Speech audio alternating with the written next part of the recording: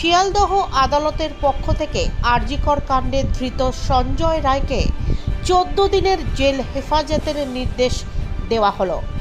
ধৃত সঞ্জয় রায়কে জেল হেফাজতে পাঠানোর আবেদন জানানো হয়েছিল। আদালত তা অনুমোদন করে। সিবিআই হেফাজতের শেষে শুক্রবার ধৃত সঞ্জয় রায়কে শিয়ালদহ আদালতে অতিরিক্ত মুখ্য বিচার বিভাগীয় ম্যাজিস্ট্রেটের এজলাসে পেশ করা হয়। একই সঙ্গে আদালতে সিবিআই ধৃত সঞ্জয় রায়ের পলিগ্রাফ পরীক্ষা করানোর আবেদন জানিয়েছিল।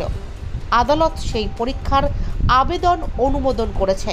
শুক্রবার দুপুর 11টা নাগাদ সিজিও কমপ্লেক্স থেকে কড়া নিরাপত্তা বলয় গড়ে ধৃত সঞ্জয় রায়কে নিয়ে যাওয়া হয় শিয়ালদহ আদালতে। এদিন সঞ্জয় রায়ের পরনে ছিল একটি লাল গেঞ্জি এবং মাথা মুখ নীল রঙের একটি কাপড় দিয়ে ঢাকা ছিল।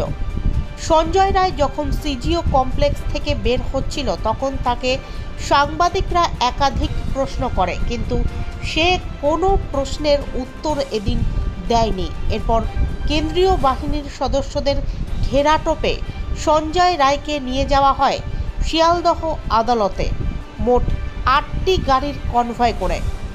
আদালত ধৃত সঞ্জয় রায়কে জেল হেফাজতে রাখার নির্দেশ দেয়।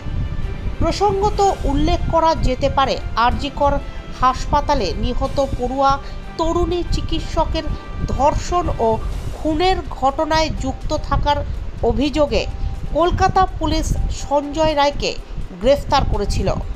ধৃত সঞ্জয় রায় কলকাতা পুলিশের সিভিক ভলেন্টিয়ার।